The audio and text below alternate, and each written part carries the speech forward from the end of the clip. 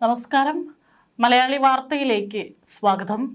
അതിദാരുണമായിട്ടുള്ള കൊലപാതക വാർത്ത. ഉത്തർപ്രദേശിലെ മൊറാദാബാദിൽ നിന്ന് മനസാക്ഷിയെ നടുക്കുന്ന ക്രൂരമായ ഒരു കൊലപാതക വാർത്തയാണ് പുറത്തു വരുന്നത്. സ്വന്തം ഇരട്ട സഹോദരിയെ ഒരു എഞ്ചിനീയറായ യുവാവ് അതിക്രൂരമായി കുത്തിക്കൊലപ്പെടുത്തി.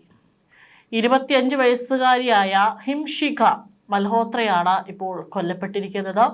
അതും സ്വന്തം കൂടപ്പിറപ്പായിട്ടുള്ള സഹോദരൻ്റെ കൈകൊണ്ട് തന്നെ. ആ അമ്മയെ സംബന്ധിച്ചും ഇത് താങ്ങാവുന്നതിലപ്പുറമാണ്. കാരണം ഈ ഒരു കൊലപാതകം ചെയ്തതിന് ശേഷം ആദ്യം അത് വിളിച്ചു കാണിക്കുന്നത് സ്വന്തം അമ്മയെ തന്നെയാണ്. സഹോദരൻ ഹാർദിക് മൽഹോത്രയെ പോലീസ് അറസ്റ്റ് ചെയ്തു. പ്രണയബന്ധത്തെ സഹോദരി എതിർത്തതാണ് കൊലപാതകത്തിന് കാരണമെന്നാണ് പ്രാഥമിക റിപ്പോർട്ടുകൾ സൂചിപ്പിക്കുന്നത്. നമുക്ക് വീട്ടിൽ പോകാം, നിങ്ങൾക്കൊരു സർപ്രൈസ് ഉണ്ട് എന്നാണ് ഉത്തർപ്രദേശിലെ മൊറാദാബാദ് സ്വദേശിയായ എഞ്ചിനീയർ ഹാർദിക് അമ്മയെ ഓഫീസിലെത്തി ഇതും പറഞ്ഞ് കൂട്ടിക്കൊണ്ടുവരുന്നത്. അമ്മ ഈ വാക്ക് കേട്ടപ്പോൾ എന്താണ് ആ സർപ്രൈസ് എന്ന് കരുതിയില്ല. ഒടുവിൽ ഓഫീസിൽ നിന്ന് മകൻ്റെ വാക്ക് കേട്ട് മകൻ്റെ ഒപ്പം അമ്മ വീട്ടിലേക്ക് എത്തുന്നു. പക്ഷേ വാതിൽ തുറന്ന് അകത്ത് കയറിയപ്പോൾ ആ കണ്ട കാഴ്ച അത് അതിദാരുണമായിരുന്നു. ഒരമ്മയെ സംബന്ധിച്ചും അത് താങ്ങാവുന്നതിലപ്പുറമായിരുന്നു. വീട്ടിൽ രക്തത്തിൽ കുളിച്ചു കിടക്കുന്ന മകൾ ഹിമാഷിക. ആ മകളുടെ ചേതനയേറ്റ ശരീരമാണ്, ദേഹം മുഴുവൻ മുറിവുകളുമായി കിടക്കുന്ന മകളുടെ ശരീരമാണ് ആ അമ്മ കണ്ടത്. മകളെ ആ അവസ്ഥയിൽ കണ്ടപ്പോൾ തന്നെ ആ അമ്മ ആർത്തു വിളിച്ചു. ഉടൻ തന്നെ ഒപ്പമുണ്ടായിരുന്ന മകൻ്റെ ഭാവം മാറി. അവൻ ആയുധം ഉപയോഗിച്ച് അമ്മയെയും ആക്രമിക്കാൻ തുടങ്ങി. പക്ഷേ അമ്മ നീലിമ എങ്ങനെയൊക്കെയോ അവനിൽ നിന്ന് കുതറി പുറത്തേക്ക് ഓടി രക്ഷപ്പെടുകയായിരുന്നു. എന്താണ് ഇത്തരത്തിലൊരു ക്രൂര കൊലപാതകത്തിലേക്ക് ഈ ഒരു യുവാവിനെ പ്രേരിപ്പിച്ചത് എന്നുള്ളതാണ് പോലീസ് തിരഞ്ഞത്. തൻ്റെ കരിയറിനെയും പ്രണയബന്ധത്തെയും പറ്റിയും പറഞ്ഞ് സഹോദരങ്ങൾ തമ്മിലുണ്ടായ വാക്ക് തർക്കത്തിന് പിന്നാലെയാണ് ഈ ഒരു കൊലപാതകം നടത്തിയിരിക്കുന്നത്. ഹോളി ആഘോഷങ്ങൾക്കായി വീട്ടിലെത്തിയപ്പോഴാണ് ഈ ദാരുണ സംഭവം അരങ്ങേറിയത്. ഹിംഷികയെ ഹാർദിക് വീട്ടിലുണ്ടായിരുന്ന കത്തി ഉപയോഗിച്ച് ഏകദേശം 84 തവണയാണ് കുത്തിപ്പരിക്കേൽപ്പിച്ചത്.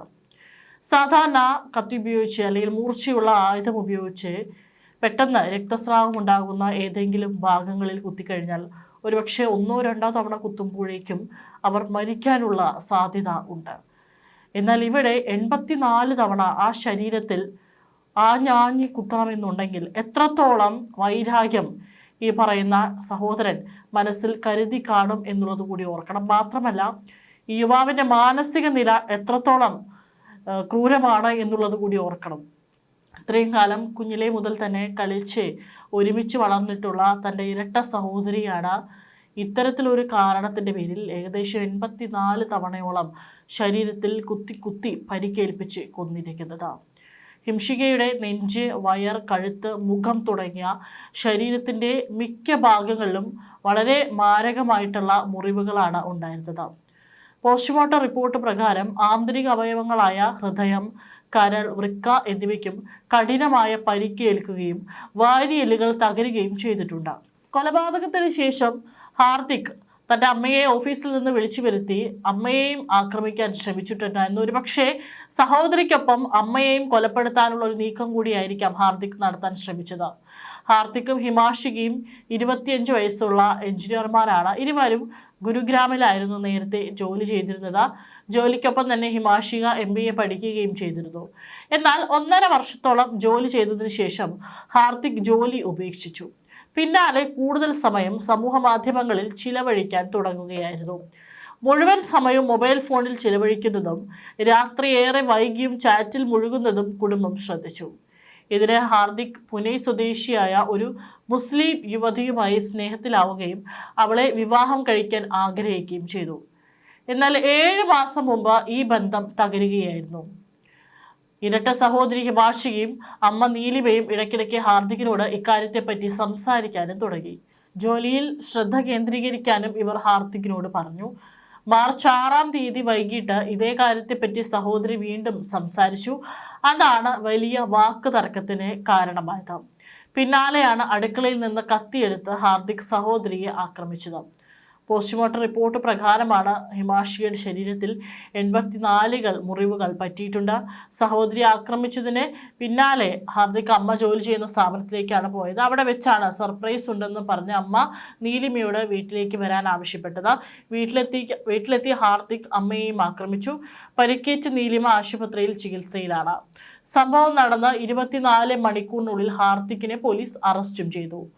കരിയറിൽ ശ്രദ്ധ കേന്ദ്രീകരിക്കാനും പ്രണയബന്ധത്തിൽ നിന്ന് വിട്ടുനിൽക്കാനും നിരന്തരം ആവശ്യപ്പെട്ടതാണ് കൊലപാതകത്തിന് കാരണമെന്നാണ് ഹാർദിക് ചോദ്യം ചെയ്യലിൽ വെളിപ്പെടുത്തിയത്.